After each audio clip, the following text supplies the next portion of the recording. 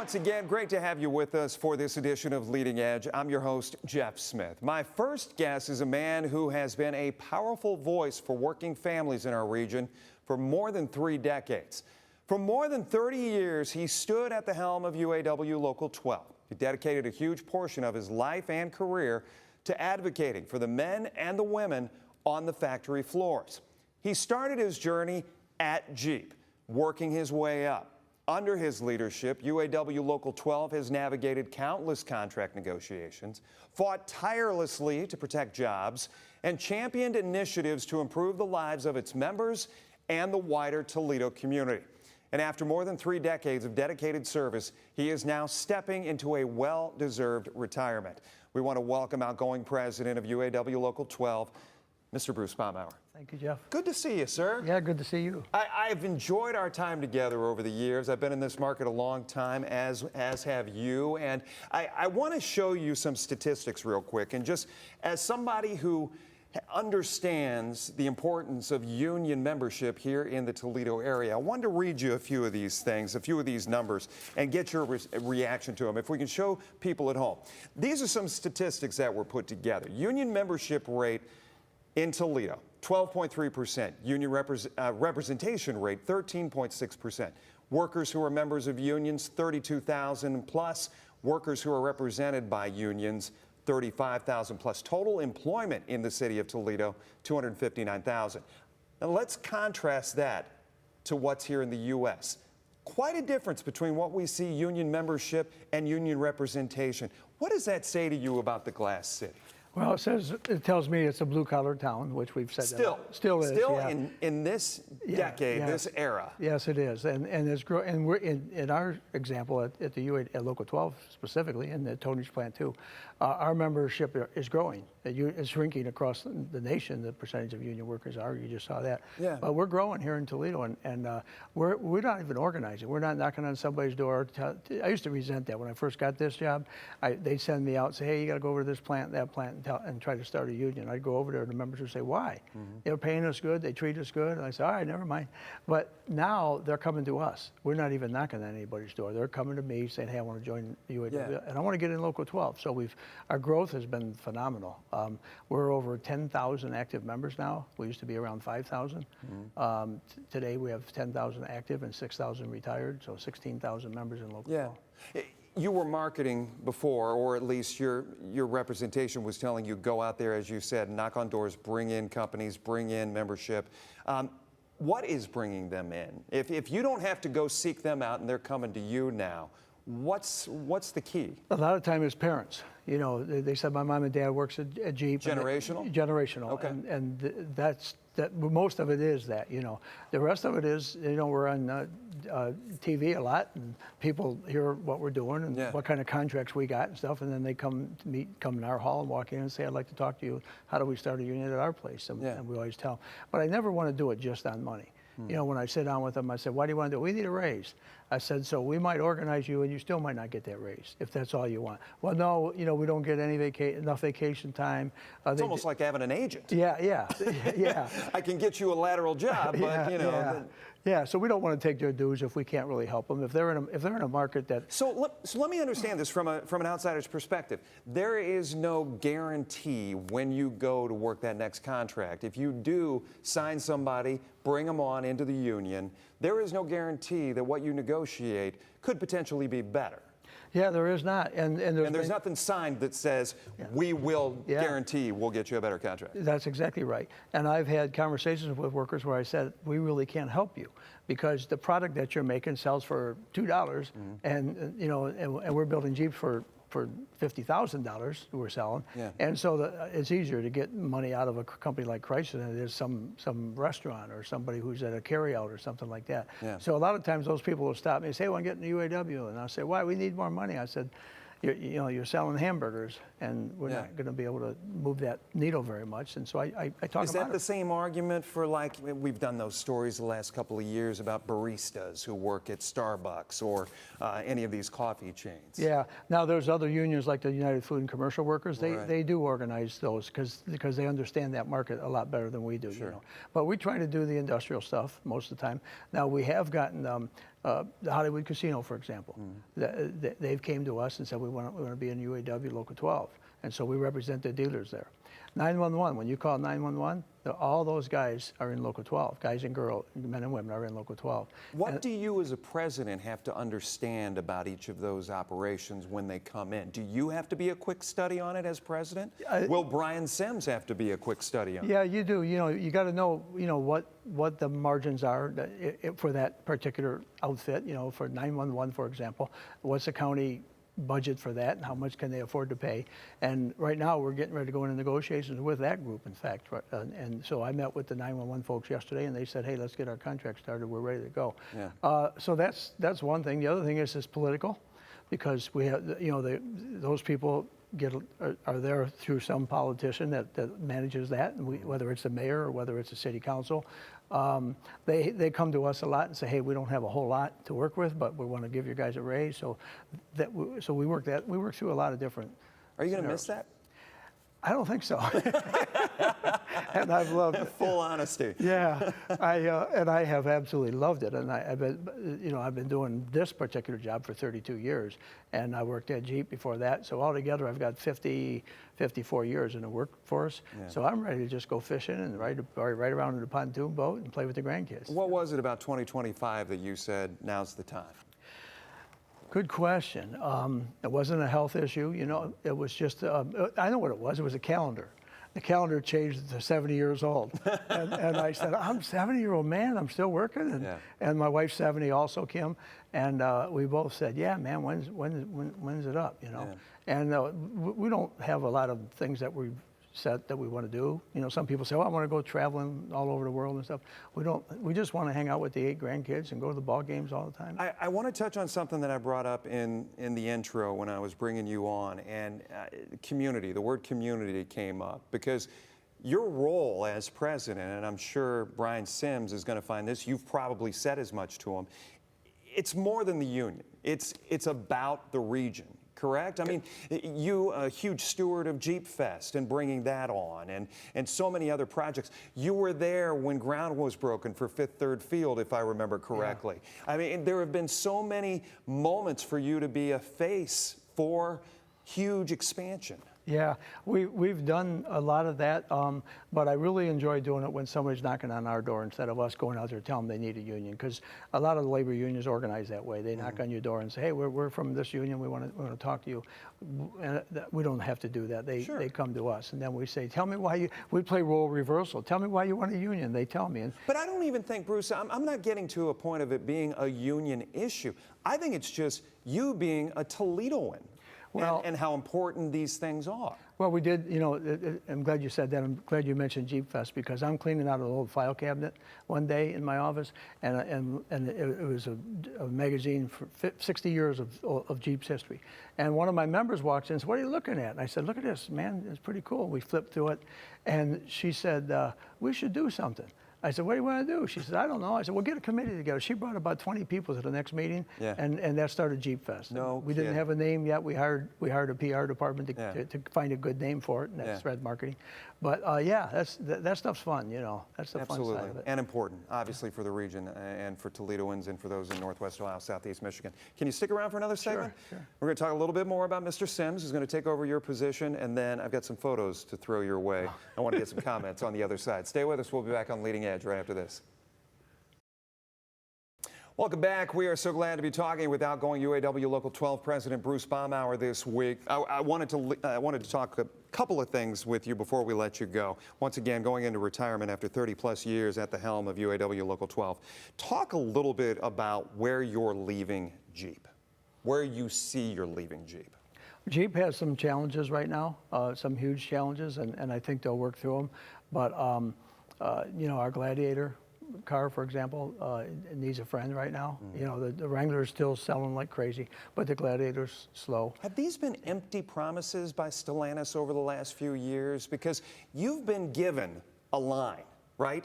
You've been told, it's coming, it's coming. Yeah. One of the problems we have with the Gladiator side is they didn't come out with an electric a hybrid right away. They're catching up now with that, but the fuel economy wasn't really doing that great without the hybrid. So that pretty much brought those sales to almost a stop. They're working their way through that, and Gladiator's starting to move a little bit. So I think that'll turn around, and Wrangler's always strong. I just leased a new Wrangler, and I absolutely love it. I took it to the local today, let some of the guys drive it around, and they all said, "Oh my God, we got to get one of these." Yeah. So we're hitting home runs with the Wrangler right now, and we're getting there on the Gladiator. How many lines are possible, you think, in the next couple of years? I don't think we have the capacity really to do. Maybe one other line. We've talked about a small truck to go along with the Gladiator. A smaller truck, which is pretty strong in the market right now. Yeah. And Chrysler thinks they're going to do that in Belvedere, Illinois. And if they do, we won't get it, of course. Belvedere. Well, Belvedere needs a product too, because they've been shut down completely. Brian Sims, your replacement. He was your vice president for 6 years. Brian Sims is a wonderful man. He's a wonderful family man. He does all the right things. He's very religious. He's just a champ. And he's got to learn a little more about the job, which he will because he cares. And in fact, he sat in my office today for about 6 or 7 hours asking me questions. And that's what I wanted. I don't want some guy to say, "Hey, I'm elected for 3 years," But Brian's going to be very good for our local. We're taping here on Thursday evening, by the way. Just wanted to mention that. All right, I want to take you down memory lane a little bit and show you some photos and just get your comments as we sift through these. So we're going to take a look, the history. Give me an update here. This is Bruce Baumhower over on the far left-hand side, but do you have any recollection of taking that photo? I don't remember. I remember the photo. I don't remember me having that much hair. That's pretty cool, But those are all good friends of mine. In fact, I'm looking at that. Really, four of those are passed away. No kidding. Yeah. Oh. But all good guys. Yeah. Oh, look at that. Ronnie Conrad. Ron Conrad was our chairman at Jeep. I was his vice chairman when I was working in the union at the plant, and he made a big difference in what we have today over there. Did you get the presidential position because you were a face man? I look like Geek of the Week to me. But, the aforementioned Mayor Cardi Finkbeiner over there on the far right-hand side of your screen there, looking at home. You had mentioned before being in some photos, some I'm sure heated conversations over the years with one Carlton S. Finkbeiner. Yeah, we have, but he was wonderful. I mean, that picture there is in our union hall. It's up in our boardroom, and we're in a battle with the company. And he came over and joined us. So I thought that was pretty interesting. Was that probably one of your biggest moments in the 90s or in the 2000s as far as the Keep Jeep effort?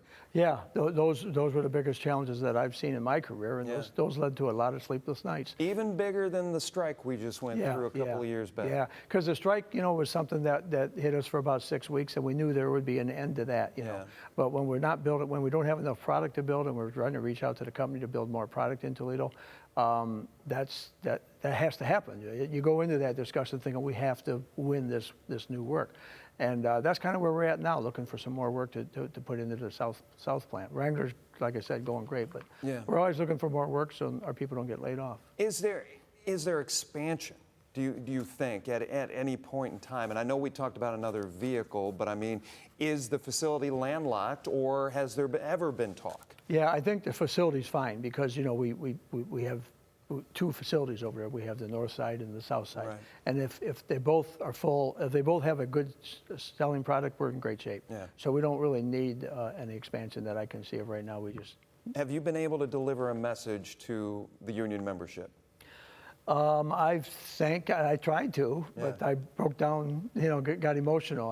We had a What made you emotional? Well, because the place was packed the other night, and it was just, and one guy stood up and started clapping and stuff, and I lost it. Is that in you, though? I mean, is that you, typically? No, it's not. I mean, it's not me. If someone wants to fight or something, I love that, but I'm not used to people saying all those kind words, and I just don't know how to accept that. But it feels pretty good. Yeah. What's the family think going forward?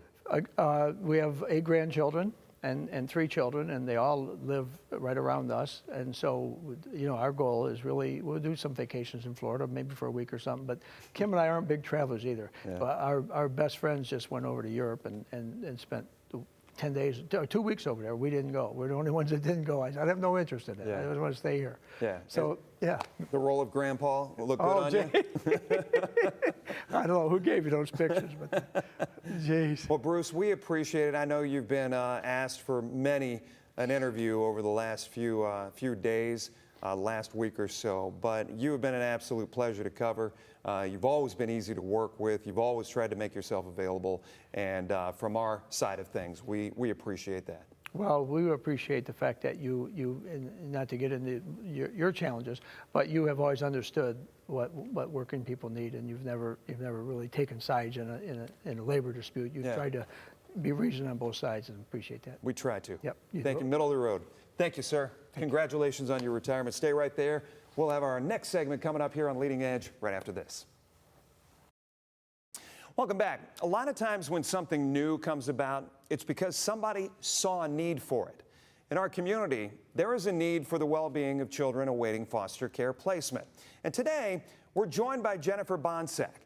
She is the location leader for the Toledo chapter of Isaiah 117 House. Once it's up and rolling, this organization will provide a comforting haven, as they put it, a true home where children who are entering the foster care system, they can find physical and emotional support during what is always a challenging transition. So Jennifer, thank you for being here. Let's talk a little bit. This is new to the market, right? This is something we haven't had here before. Kind of lay the groundwork. Define for us Isaiah 117 House. Isaiah 117 House exists for that gap of time between when a child is removed from their home or from where they were living and are entering the foster care system. There's a gap of time where caseworkers are doing paperwork, they are going before judges, they are doing what is necessary, finding a placement. Where do the kids, in typical circumstances, where are these kids going? They hang out in a cubicle or a conference room at Lucas County Children's Services.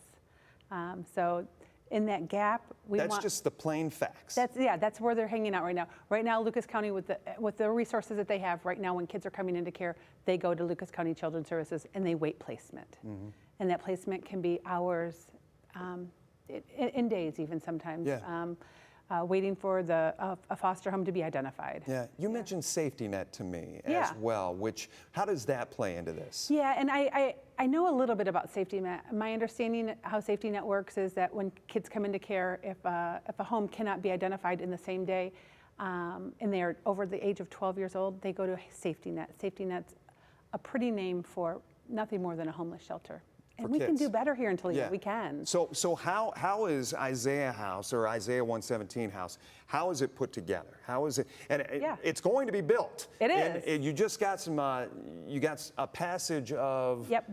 Something happened at Oregon City Council. We did. This we week, went correct? to our Oregon City Council meeting on Tuesday, and they granted us our special use permit. Okay. So that we can start building. We are getting so close to being able to break ground. We're hoping to break ground here very, very soon. In the month of June is my goal. Jim Moline? Jim Moline with Moline Builders. He's our builder. He has been fabulously working to pull together subcontractors, distributing companies, anybody in the area that wants to be a part of this project to cover the necessary parts of it to build a house. Is it like a cookie cutter? I mean, as far as when you go to another town, you will know what Isaiah 117 House looks like? Yeah, we have a brand, I'll call it. So the houses are white. Better choice of words. Yeah, it's a I know white we have home. some video. Yeah. It's a white home with a red door, black roof. It has an open concept on the inside. It will, the living room, comfy furniture for kids to play on, Nintendo Switches, because everybody likes a Nintendo Switch, right? How long could they possibly be at this facility? It could take anywhere from just a few hours to multiple days. It's however long it's needed. It's truly a landing spot. Yep, it's a landing spot in that gap, that need, that time frame, because right now in Lucas County, we have a deficit between how many kids are in foster care and how many foster homes we have. We only have around 150 foster homes in Lucas County right now. Yeah. We have around 800 to 1,000 kids in foster care. So when children are coming into foster care in Lucas County, if they can't find a home in the immediate area, they're searching all of the state of Ohio. That takes time. I asked you before we came out here today, we've been covering it. Lucas County Children's Services is part of a task force now looking at what they do, how they do it, when they do it. 27 members of this. I asked, was Isaiah 117 House asked to be a part of this? Yeah. Because obviously, and as a foster parent, you have great insight. I appreciate that. They didn't ask me, no. There was my understanding there was an application process. I weighed it all out in my situation and where I was at with the Isaiah 117 project, my relationship with Lucas County Children's Services, and I thought that it was best for the progress of Isaiah 117 House for me to, to stay away. But you saw the players who are involved. Yeah, and I'm excited. I'm excited that there's this opportunity for growth to really examine where, how the system is working right now and how we can improve it. I wanted to show some events that you guys have coming up throughout the calendar year, and I want you to talk about these a little bit and kind of the, I guess, what's behind these going forward. So Lemonade Stand Weekend coming up at the end of June. We got about 45 seconds. Run down the list for me. We got our Lemonade Stand coming up every year. Isaiah 117 as an organization, we host lemonade stands with all of our locations, 58 of them. We try to beat each other out. We have an annual pickleball tournament coming up on July 19th at the City of Oregon Rec Center, and we have our annual golf outing at Heather Downs Country Club on September 26th. It is our first annual, and we want to make it a big one. And the hope is to have this facility up and running by next year, correct? Absolutely. Again, we hope to break ground here in the next month or so. Jim Moline has told me that his time frame is about 6 months. I'm holding him to that. So I'm hoping that kind of by the end of this year, early next, that we can cut our ribbon and start serving children. Yes. Jennifer, I'm so glad to serve this and share this with people at home so that we can start talking about it a little more. Yeah. Good to see you. Thank you so much. Thank you for having me. I appreciate it. Absolutely. Stay tuned. Yeah. We'll be back right after this. Welcome back. Thank you to my guests. Thank you to you at home. And thanks to everybody working behind the scenes here at WTOL 11. Not only can you find Leading Edge Sunday mornings on WTOL 11, but also on WTOL 11 Plus, and follow us wherever you download your podcasts.